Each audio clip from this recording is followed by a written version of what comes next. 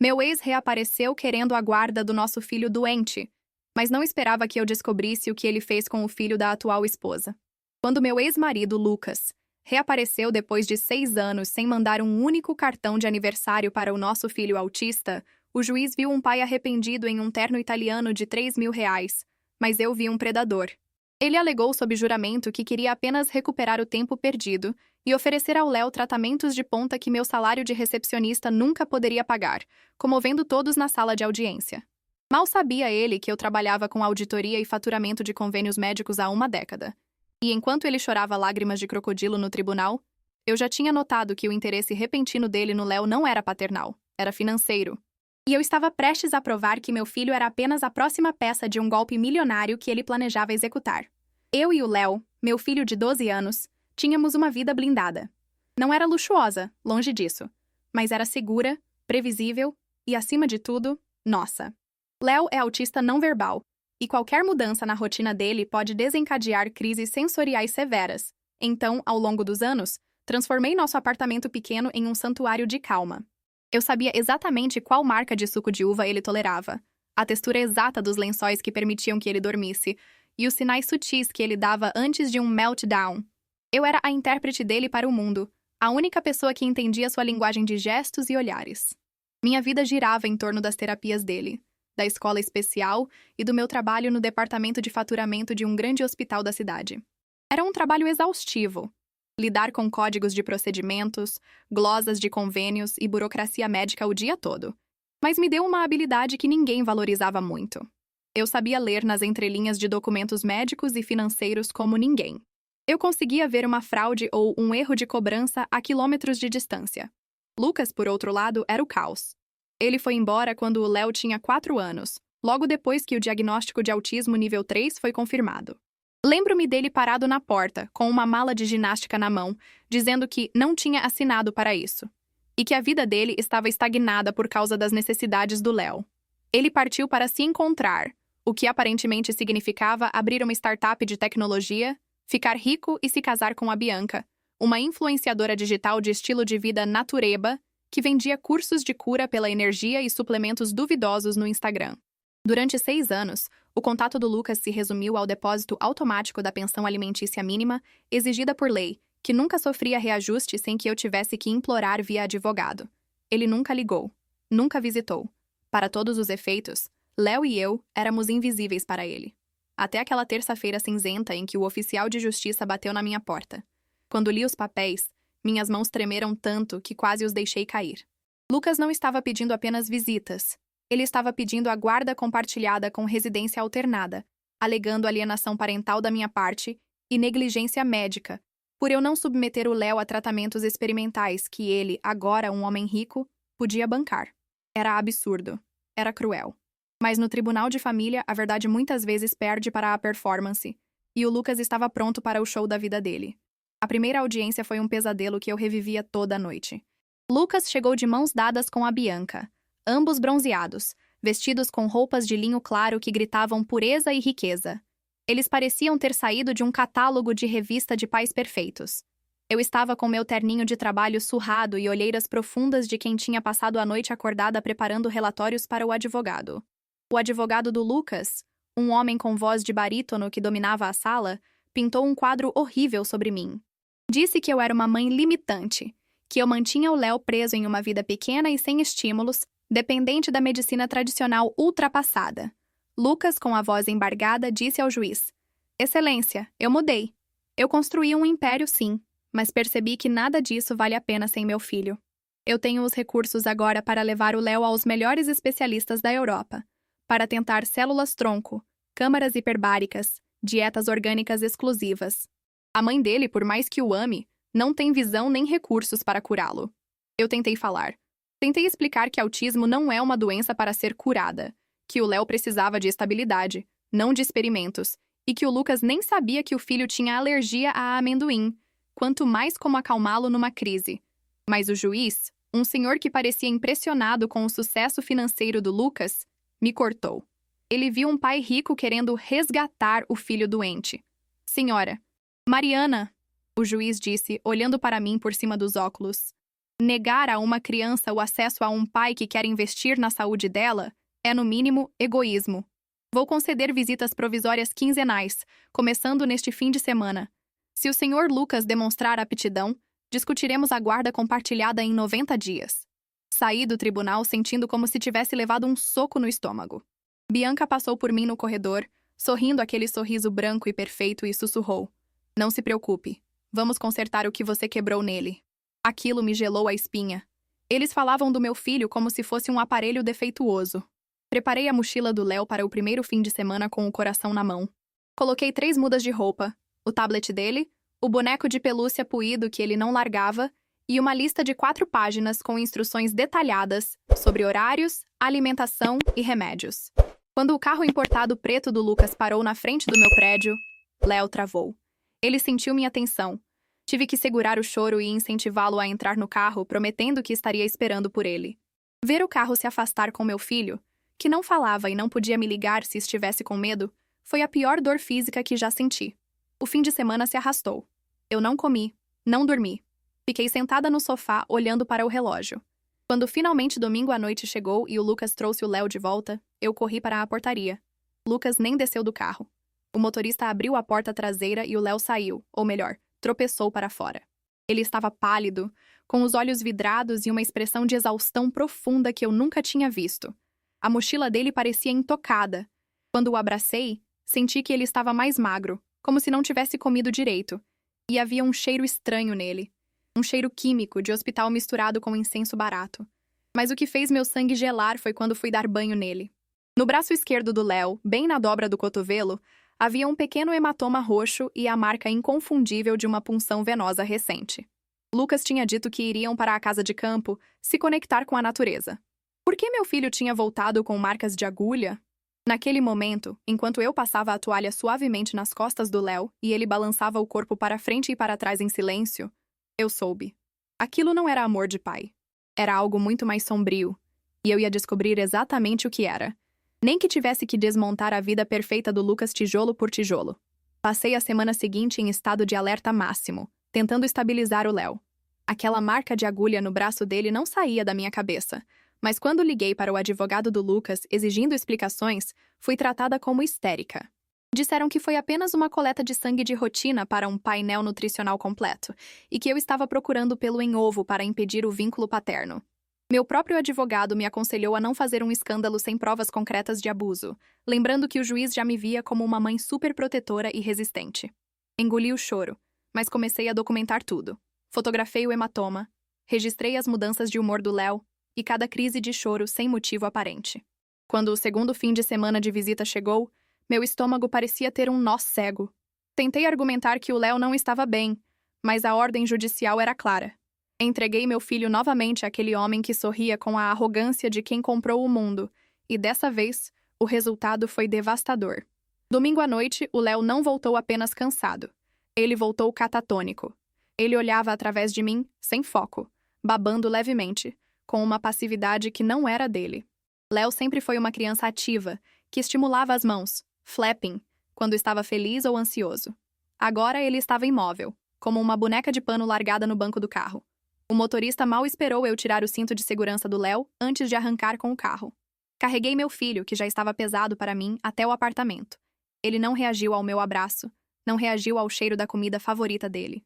Foi quando fui dar a medicação da noite, um regulador de humor que ele tomava há 3 anos com prescrição rigorosa do neuropediatra, que percebi o que estava errado.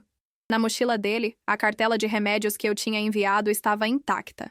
Nem um comprimido a menos. Lucas não tinha dado a medicação de sexta, sábado, nem domingo de manhã. O sangue subiu à minha cabeça numa onda de fúria que eu nunca tinha sentido. Liguei para o Lucas, ignorando qualquer protocolo legal. Ele atendeu no segundo toque, com música clássica tocando ao fundo e voz de quem bebe um vinho caro. "Você não deu os remédios dele!" Gritei, minha voz tremendo. "O Léo está em abstinência, Lucas! Ele está catatônico!" "Acalme-se, Mariana!" Ele respondeu com aquela calma condescendente que me dava náuseas. "Eu não esqueci. Eu suspendi. Bianca e eu consultamos nossos especialistas e decidimos iniciar um protocolo de desintoxicação. Esses remédios químicos só mascaram a verdadeira essência dele. Estamos limpando o organismo do Léo para que as terapias quânticas funcionem. Ele não está catatônico. Está em paz pela primeira vez. Você não tem o direito. É prescrição médica. Isso é perigoso. Eu estava gritando, mas ele já tinha desligado. Passei a noite em claro, segurando a mão do Léo, monitorando a respiração dele e rezando para não precisar correr para o pronto-socorro e explicar que o pai tinha brincado de médico com ele. Foi só na manhã seguinte, quando a luz do sol entrou pela janela e o Léo finalmente adormeceu de exaustão, que fui esvaziar a mochila dele para lavar as roupas sujas. No fundo do bolso menor da mochila, onde eu costumava colocar um pacote de lenços umedecidos, encontrei um envelope pardo dobrado. Lucas devia ter enfiado aquilo ali para me provar que estava cuidando do Léo, ou talvez tenha sido puro descuido da Bianca.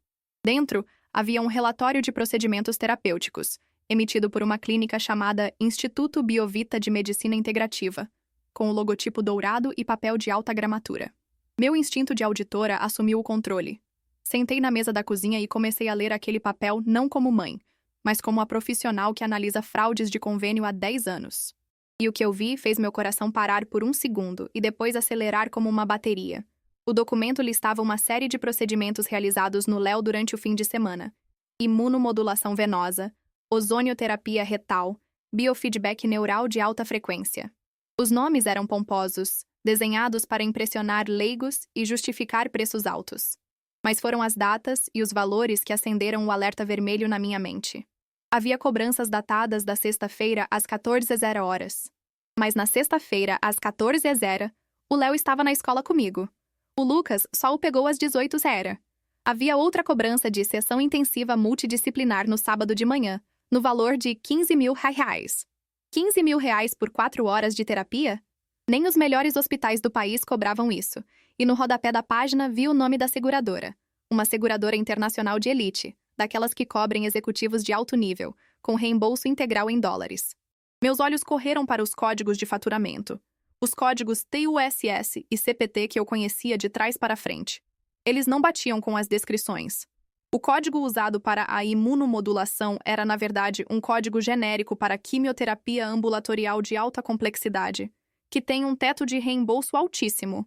O código da terapia neural era de um procedimento cirúrgico neurológico. A ficha caiu com o peso de uma âncora. Lucas não estava gastando dinheiro com o Léo. Ele estava ganhando dinheiro com o Léo. Ele estava usando o diagnóstico do nosso filho e a custódia temporária para fabricar tratamentos fantasmas ou exagerados, submetendo essas notas fiscais absurdas ao seguro de saúde ilimitado da empresa dele para obter reembolsos milionários. O Léo não era um filho sendo resgatado. Ele era um ativo financeiro. Aquele tratamento de desintoxicação, as agulhadas, a suspensão dos remédios, tudo servia para deixar o Léo doente o suficiente, passivo o suficiente, para justificar intervenções médicas massivas no papel. Olhei para o quarto onde meu filho dormia, pálido e vulnerável, e entendi que a batalha pela guarda tinha acabado de mudar de natureza. Não era mais sobre quem era o melhor pai. Era sobre impedir um crime em andamento. Lucas achou que eu ficaria impressionada com os nomes difíceis e o papel timbrado. Ele esqueceu que a ex-esposa limitada dele passava 8 horas por dia caçando exatamente esse tipo de mentira. Naquele momento parei de chorar. Peguei meu telefone, tirei uma foto nítida do documento e disquei o número da única pessoa que eu sabia que podia me ajudar a transformar aquele papel em uma arma. Um investigador particular especializado em fraudes corporativas que eu conheci num congresso hospitalar anos atrás. Eu ia destruir o império de papel do Lucas e ia começar agora. Liguei para o Marcos, o investigador que conheci na época em que trabalhei na auditoria de um grande plano de saúde, com as mãos ainda trêmulas segurando aquele relatório fraudulento. Marcos era um ex-policial federal que se especializou em crimes de colarinho branco, o tipo de cara que não se impressionava com ternos caros ou sobrenomes importantes. Encontramo-nos numa lanchonete discreta, longe do tribunal e dos olhares curiosos, e coloquei o papel na mesa entre nós. Apontei para os códigos de faturamento com a ponta da caneta, explicando o que cada número significava. Mostrei a ele que o Lucas tinha cobrado $3 mil por uma terapia de quelação de metais pesados, num domingo em que o Léo passou a tarde inteira dopado no sofá assistindo desenho animado.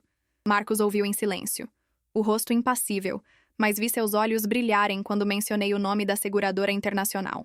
Ele sabia, assim como eu, que fraudar uma multinacional daquele porte era um crime federal grave, Mas precisávamos de mais do que apenas um recibo suspeito para derrubar um homem com os recursos do Lucas. Marcos concordou em pegar o caso, mas me avisou que precisava ser rápido e cirúrgico. O Lucas não podia desconfiar que estava sendo investigado, ou destruiria as provas digitais em segundos. Enquanto Marcos rastreava a origem do tal Instituto Biovita, eu mergulhei na minha própria investigação, focando na única variável que eu tinha ignorado até então: a nova família perfeita do meu ex-marido. Bianca, a esposa influenciadora, tinha um filho de um relacionamento anterior, o Davi, um menino de 14 anos que aparecia sorridente nas fotos recentes do Instagram, jogando futebol e viajando. Mas, quando rolei o feed dela para 3 ou 4 anos atrás, a história era outra.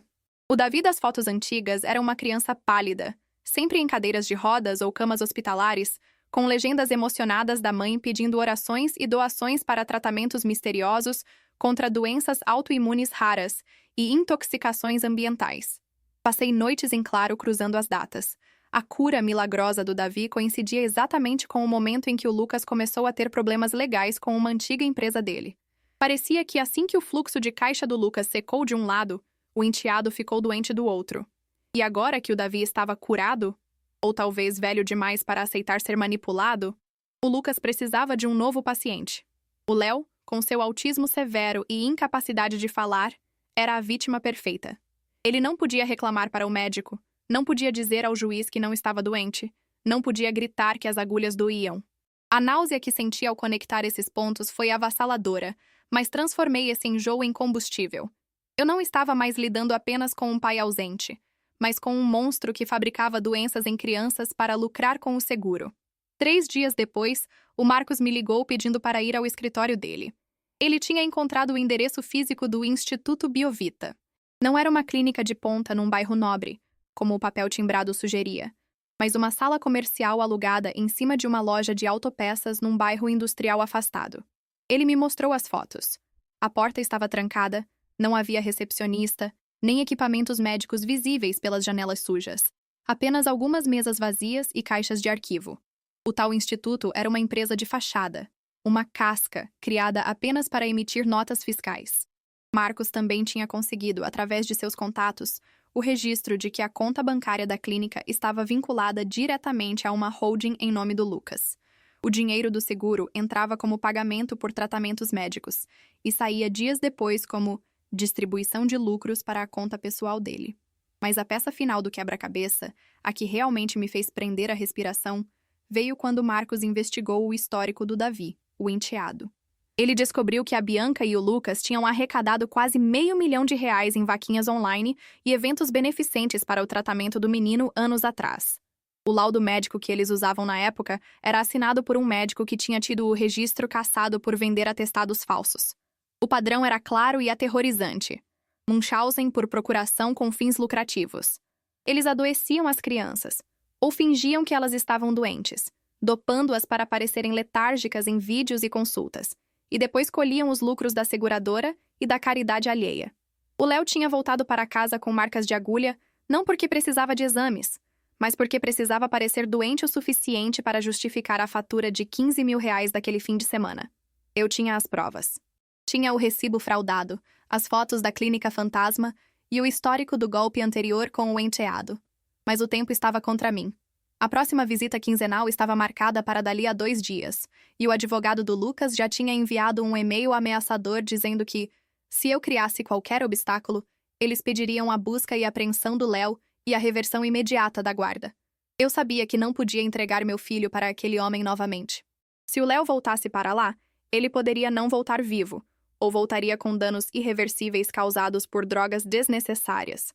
Eu precisava agir, e precisava ser na arena onde o Lucas se sentia mais seguro, o tribunal. Mas dessa vez, eu não ia entrar lá como a mãe histérica e pobre. Eu ia entrar como a auditora que acabou de descobrir o maior erro de cálculo da vida dele. Liguei para o meu advogado e disse para ele marcar uma audiência de emergência, não para discutir visitas, mas para apresentar novos fatos documentais. Eu não disse o que era. O elemento surpresa era minha única vantagem. Enquanto arrumava a pasta com os documentos impressos, olhei para o Léo brincando no tapete da sala, alheio ao perigo que corria, e prometi a ele silenciosamente que aquela seria a última vez que o pai dele tentaria usá-lo como um cheque em branco. A audiência de emergência foi marcada para uma sexta-feira chuvosa, e o clima no tribunal era pesado. O juiz, visivelmente irritado por ter sua pauta bagunçada de última hora, começou a sessão me dando um sermão sobre como o tribunal não deveria ser usado para picuinhas de ex-casais. Lucas estava sentado do outro lado, balançando a cabeça com um sorriso triste, a própria imagem da paciência e da virtude. Ao lado dele, Bianca segurava um terço, performando a madrasta devota e preocupada. Eles trouxeram um médico particular, um homem de jaleco impecável que eu nunca tinha visto, pronto para atestar que o Léo precisava urgentemente daquelas terapias para não regredir irreversivelmente. O teatro estava montado, e eles tinham certeza de que eu seria a mãe desequilibrada que sairia dali sem a guarda do filho. Quando o advogado do Lucas começou a falar, ele descreveu o Léo como uma criança em crise profunda, que precisava ser resgatada do meu ambiente estagnado. Lucas, ao depor, chegou a chorar. Disse que estava gastando sua fortuna para salvar o filho, que o Instituto Biovita era um centro de referência internacional e que eu estava impedindo o tratamento por puro despeito. Eu ouvi tudo em silêncio, apertando minhas mãos debaixo da mesa até as pontas dos dedos ficarem brancas. O juiz parecia comovido. Ele se virou para mim e perguntou se eu tinha alguma justificativa plausível para negar tratamento médico ao meu filho, ou se ele deveria assinar a transferência de guarda naquele momento. Foi a deixa que eu esperava. Meu advogado, instruído por mim e pelo Marcos, levantou-se calmamente. Ele não começou gritando ou fazendo acusações emocionais. Ele simplesmente pediu permissão para apresentar o anexo A aos autos. O oficial de justiça entregou uma pasta grossa ao juiz e outra para a defesa. O silêncio na sala foi absoluto enquanto o juiz abria a pasta. A primeira coisa que ele viu foram as fotos de alta resolução que o Marcos tirou. Excelência. Meu advogado começou, com a voz firme. O senhor Lucas afirma que o Instituto Biovita é um centro de excelência. A foto número 1 mostra a sede desse instituto.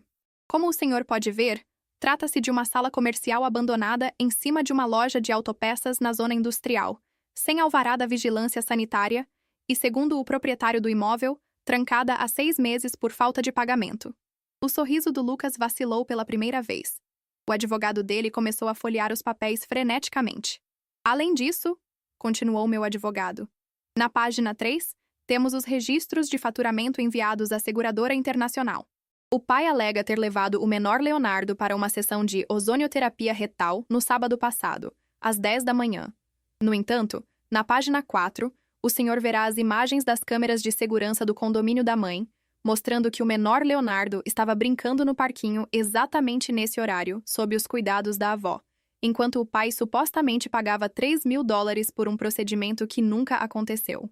O juiz, que minutos antes me olhava com desprezo, agora franzia a testa, alternando o olhar entre as fotos e o rosto pálido do Lucas. Senhor Lucas, o senhor tem uma explicação para isso? O juiz perguntou, com um tom de voz que tinha mudado de impaciência para suspeita.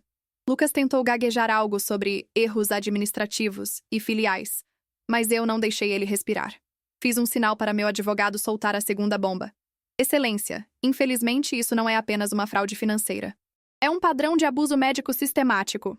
Solicitamos a inclusão do depoimento juramentado da senhora Helena Sampaio, ex-babá do enteado do réu, o jovem Davi. Nesse momento, a Bianca, que estava quieta segurando o terço, soltou um suspiro audível e tentou se levantar. Mas o oficial de justiça pediu que ela permanecesse sentada. O depoimento da babá era devastador. Ela relatava como o Lucas e a Bianca obrigavam o menino Davi a tomar vitaminas, que o deixavam sonolento e enjoado antes de consultas médicas importantes, para simular sintomas de doenças autoimunes que garantiam reembolsos de seguros e doações online. O relato terminava dizendo que ela foi demitida quando ameaçou denunciar o casal por dopar a criança. Meu advogado finalizou apresentando o laudo toxicológico do Léo que fizemos em um laboratório particular na segunda-feira, logo após o fim de semana fatídico. O resultado estava destacado em amarelo neon. Traços de sedativos potentes e relaxantes musculares, nenhum dos quais prescritos para o autismo do Léo. O que o Sr. Lucas chama de tratamento de desintoxicação, disse meu advogado, olhando diretamente nos olhos do Lucas. É, na verdade, a administração ilegal de sedativos para manter uma criança autista quieta enquanto ele fabrica notas fiscais falsas para desviar milhões de uma seguradora multinacional. Ele não quer a guarda do filho para amá-lo, Excelência. Ele quer a guarda para usar o corpo do filho como um caixa eletrônico, exatamente como fez com o enteado até ele ficar velho demais para o golpe. A sala de audiência parecia ter perdido todo o ar. O médico de aluguel que eles trouxeram recolheu suas coisas discretamente e saiu de fininho. Lucas estava vermelho, uma veia pulsando na testa, a máscara de pai perfeito completamente despedaçada. Ele se levantou bruscamente, apontando o dedo para mim e gritando que eu era louca, que eu tinha forjado tudo aquilo, que ninguém podia provar nada. Mas o descontrole dele só serviu para confirmar o que os documentos já gritavam. Bianca começou a chorar, mas dessa vez não eram lágrimas de teatro. Era o choro de alguém que sabe que a polícia está a caminho. O juiz bateu o martelo com tanta força que o som ecoou como um tiro. Ele ordenou silêncio imediato. Olhou para o Lucas com um desprezo que lavou minha alma. Diante da gravidade das provas documentais apresentadas, que sugerem não apenas fraude processual, mas crimes de estelionato e maus tratos contra incapaz, suspendo imediatamente qualquer direito de visita do réu. Determino a expedição de ofícios ao Ministério Público e ao Conselho Tutelar para investigação criminal urgente. E advirto o senhor e sua esposa: não saiam da cidade. Vi o momento exato em que a arrogância do Lucas morreu. Ele afundou na cadeira, as mãos cobrindo o rosto, enquanto o advogado dele tentava juntar os papéis espalhados na mesa, sabendo que não havia defesa possível contra a matemática fria de uma fraude exposta. Eu olhei para o Lucas e não senti medo, nem raiva. Senti o alívio gelado de quem acabou de desarmar uma bomba que estava amarrada ao peito do próprio filho. Eu tinha usado a única arma que ele subestimou, minha capacidade de ver a verdade através dos números. E com isso, tinha destruído o império de mentiras dele. As semanas que se seguiram àquela audiência foram um turbilhão, mas dessa vez eu estava no olho do furacão, segura, vendo a tempestade destruir apenas quem merecia. A seguradora internacional não perdeu tempo. Com as provas que o Marcos e eu reunimos, eles abriram uma auditoria forense massiva nas contas do Lucas. Descobriram que o esquema do Instituto Biovita era apenas a ponta do iceberg. Lucas e Bianca tinham desviado mais de 4 milhões de reais em 3 anos, usando diagnósticos falsos não só do Davi e do Léo, mas de outras crianças, cujos dados eles compravam ilegalmente no mercado negro. A notícia da prisão deles saiu nos jornais locais 2 semanas depois. Lucas foi detido em sua cobertura de luxo, algemado enquanto tentava destruir discos rígidos no micro-ondas, uma tentativa patética de apagar o rastro digital que eu já tinha copiado. Bianca tentou alegar ignorância, posando de esposa enganada, mas os depoimentos da ex-babá e as transferências bancárias para a conta pessoal dela contaram outra história. Ambos foram indiciados por estelionato, formação de quadrilha e, o mais importante para mim, maus tratos e lesão corporal grave contra vulneráveis. O Conselho Tutelar agiu rápido em relação ao Davi. Ele foi entregue aos avós maternos, longe das câmeras e das dietas milagrosas, e soube que, pela primeira vez em anos, ele pôde jogar futebol sem ter que fingir estar cansado para um vídeo de arrecadação. Quanto a nós, a vitória no Tribunal de Família foi absoluta. O juiz, visivelmente abalado por ter sido quase enganado pela fachada de bom moço do Lucas, me concedeu a guarda unilateral definitiva e emitiu uma ordem de restrição permanente. O Lucas perdeu qualquer direito sobre o Léo. Não haveria mais visitas, nem telefonemas, nem ameaças veladas. O pai do ano agora era apenas um número no sistema penitenciário, aguardando julgamento sem direito à fiança devido ao risco de fuga. Mas a verdadeira vitória não foi ver o Lucas atrás das grades. A verdadeira vitória aconteceu na nossa sala de estar, cerca de 1 mês depois de tudo acabar. O Léo ainda levou um tempo para se desintoxicar completamente dos sedativos que o Lucas tinha injetado nele. As primeiras noites foram difíceis, com crises de abstinência e choro, mas eu estava lá a cada segundo, com paciência, água de coco e o abraço firme que ele conhecia. Aos poucos, o olhar vidrado sumiu. O brilho travesso voltou aos olhos dele. Numa tarde de sábado, estávamos no tapete da sala montando um quebra-cabeça gigante de sistema solar. Léo pegou a peça de Júpiter, olhou para mim e começou a bater as mãos e emitir seus sons de alegria. O flapping que o Lucas e a Bianca queriam curar ou dopar para esconder. Ele estava feliz. Ele estava seguro. Ele era ele mesmo, sem agulhas, sem performances, sem dor. Olhei para o meu filho e pensei em todo o dinheiro que o Lucas tinha, em todos os especialistas caros e nas promessas de cura mágica. Ele achava que podia comprar a saúde do Léo, ou pior, que podia vender a doença dele. Lucas via o Léo como um defeito a ser consertado ou um ativo a ser explorado. Ele nunca entendeu que o Léo não precisava ser consertado. Ele precisava ser visto, respeitado e protegido. A justiça dos homens pode ser falha, e eu sei que tive sorte de ter o conhecimento técnico para desmontar a fraude antes que fosse tarde demais.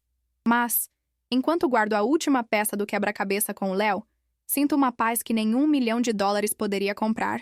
Nós vencemos o sistema, vencemos o dinheiro e vencemos a maldade. E no final das contas, a única riqueza que importa é essa: a liberdade de vivermos nossa vida imperfeita, simples e cheia de amor, bem longe das garras de quem só vê cifrões onde deveria haver coração. E vocês? Já viram alguém usar a aparência de boa pessoa? Ou status financeiro para esconder uma natureza cruel? E conseguiram desmascarar essa pessoa a tempo?